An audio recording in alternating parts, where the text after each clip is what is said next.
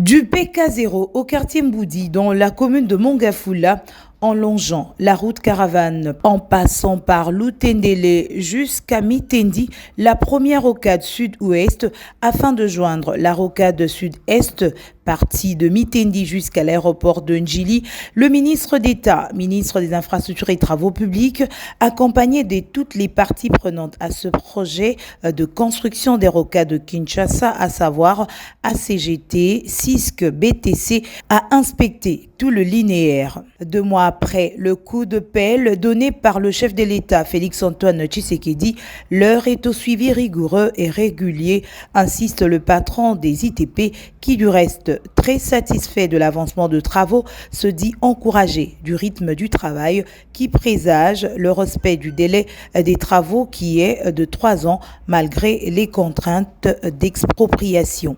C'est exactement le 22 juin que le chef de l'État avait personnellement lancé les travaux de la rocade de Kinshasa. Et nous précisons que ce sont les travaux de la rocade sud, sud-ouest et sud-est. Nous pouvons dire que par rapport au rythme que nous nous attendions, très sincèrement, nous nous sentons encouragés. D'ailleurs, le rythme des travaux est tel que c'est de jour comme de nuit que les travaux s'effectuent. Et après 2 mois de travaux, nous pouvons dire que, très sincèrement, à ce rythme-ci, nous pouvons être rassurés que les délais seront respectés. Il est vrai qu'il y a des contraintes actuelles en termes d'expropriation. Nous comptons sur la compréhension et sur l'appropriation de ce projet par la population de Kinshasa parce qu'elle est la première bénéficiaire. Tous ceux qui se trouvent sur ce tracé verront leur propriété prendre de la valeur.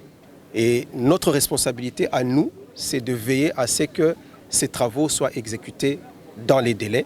Afin d'assurer la bonne exécution des travaux de ce projet de transformation fondamentale de la cartographie routière de Kinshasa, Alexis Gisaro-Mouvouni projette une prochaine inspection en septembre prochain, cette fois-là accompagné de ses collègues des ministères sectoriels et des responsables de la ville de Kinshasa.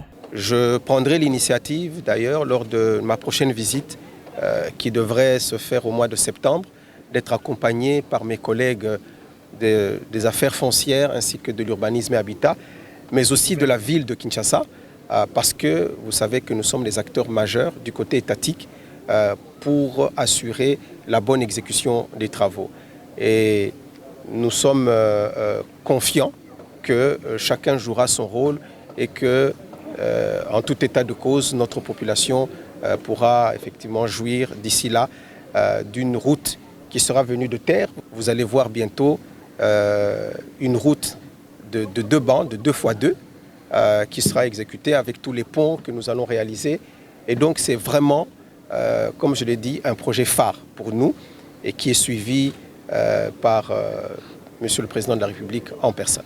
Pour un financement fixé à 300 millions de dollars américains dans le cadre du programme sino-congolais au terme de la signature de l'avenant 5 le 14 mars dernier entre le gouvernement congolais et le groupe des entreprises chinoises. Cette route périphérique longue de 63 km comprend 2 voies dans les 2 sens. Elle formera une boucle tout autour de la ville de Kinshasa en réduisant le coût et les temps de transport, augmentant le volume des activités économiques, réduisant les embouteillages et améliorant les conditions de vie de la population riveraine.